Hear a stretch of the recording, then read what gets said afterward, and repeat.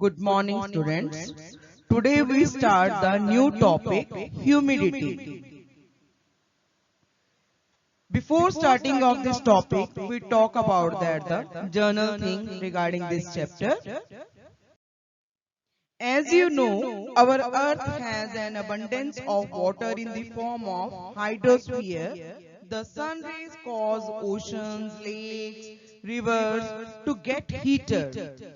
Water changes into water vapor by evaporation and is added to the atmosphere.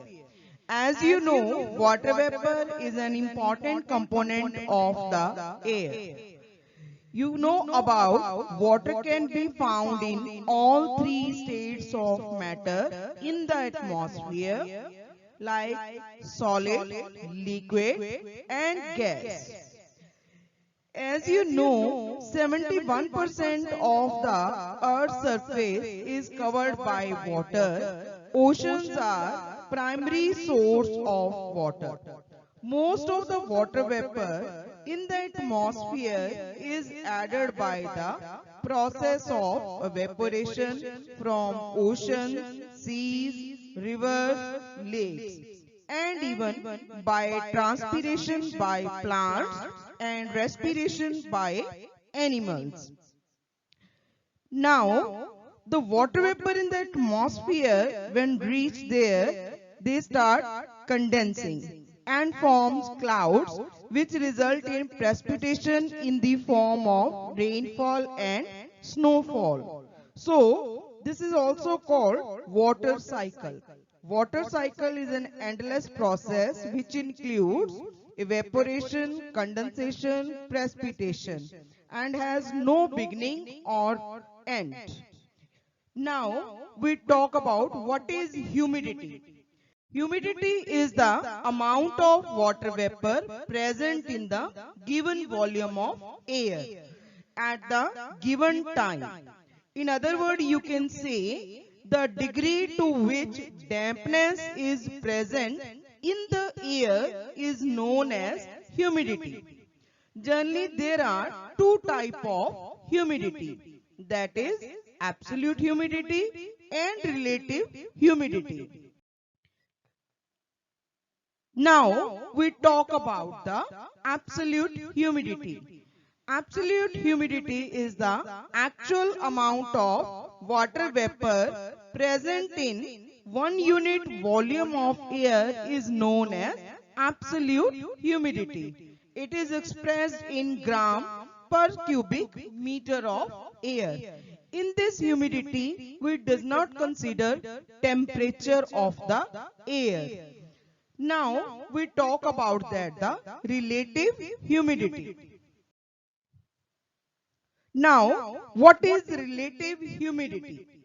Relative humidity is the ratio, the actual amount of water vapor present in the air at a given temperature and the maximum amount of water vapor that the air can hold at that temperature is known as relative humidity.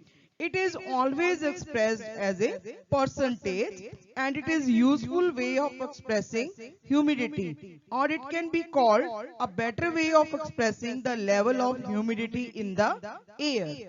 I tell you with the help of example of relative humidity. Suppose the air can hold 40 gram per cubic meter of water vapor at 30 degrees Celsius temperature according to its maximum capacity of holding moisture. If the air hold only 20 gram of water vapor per cubic meter of air at 30 degrees Celsius at a given time, its relative humidity is 20 by 40 into 100 is equal to 50%. Relative humidity of the air decreases when the air gets heated and it increases when air gets cool. Keeping the temperature constant, if the amount of water vapor increases, the relative humidity also increases. Now we talk about the next topic, that is evaporation. What is evaporation? Evaporation is the process by which water is converted into water vapor, that is known as evaporation. In this process, the heat energy is absorbed. Evaporation takes place throughout the 24 hours at all temperatures. By this process only, water is added into the atmosphere. Rate of evaporation increases if the air is hot and dry, because warm air has greater capacity of holding water vapor. If the air temperature decreases, capacity of air to hold moisture also decreases. Evaporation is more in the hot dry season than in a wet or cold season. Next we talk about factor affecting that the rate of evaporation. First of all, we talk about air pressure. Evaporation is also affected by atmospheric pressure exerted on the evaporating surface. Lower pressure on the open surface of the liquid result in high rate of evaporation. Next, there is a area of evaporating surface. The rate of evaporation determined by the area of the evaporated surface of water. Means larger area of the evaporating surface increase the rate of evaporation large. Next we talk about that the availability of water. Rate of evaporation is greater over the ocean than over the continent, because we know about that evaporation is a process which occur when that the heat is absorbed. Temperature. Already I told you, as the air is heated, its capacity to hold moisture increases. Evaporation is directly proportional to the temperature of the evaporating surface. Next is that the relative humidity. The rate of evaporation is closely related to the relative humidity of the air. As you know, relative humidity is the ratio of the amount of water vapor that air can hold at a particular temperature and maximum capacity of the air to hold water, that is called a relative humidity is there. You know about that the moisture holding capacity of the air at a given temperature is limited.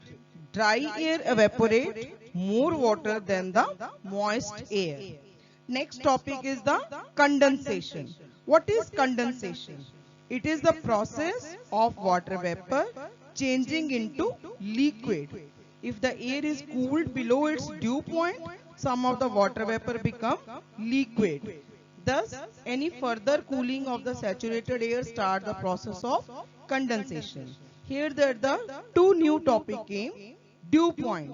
Dew point, a particular temperature when air gets saturated. Saturated means the air have no capacity to hold more water is there. Now we talk about that the new topic, that is a forms of condensation. First of all, we talk about that the clouds. What is clouds? As a general, cloud is a mass of small water droplets or tiny ice crystal that float in the air. When the temperature of the air is below dew point, the water vapor condenses into small droplets of water around small particles such as dust or smoke. These tiny impurities are called condensation nuclei. Without these condensation nuclei, the clouds cannot form. Next is the dew. What is a dew? Dew mostly occur during the winter season, and it occur when the condensation take place above 0 degrees Celsius. During the winter season, the cool air holding moisture when come in contact with the object and condense, forming the droplet of water is called a dew. Next is that the fog. What is a fog? Fog in general or Punjabi we can say dhund. Fog during winter season, as the earth starts losing its heat after sunset, there is a drop in temperature. The condensation of water vapor in the air takes place on the particles of dust floating near the Earth's surface. This causes that the fog. Next is that the frost. What is a frost? Frost sometime during winter season when temperature falls below freezing point. As a result, instead of formation of droplet of water is frozen into minute crystal of ice, it is called a frost. Or you can say, what is a frost? When condensation takes place below 0 degrees Celsius, water vapor freeze into minute ice crystal, that is also called a frost. Next is the mist. When the fog is less dense, or you can say that one can see in up to 2 kilometers, it is known as a mist. This is your today's topic, and I will give you the another part of this chapter in the next period. Thank you.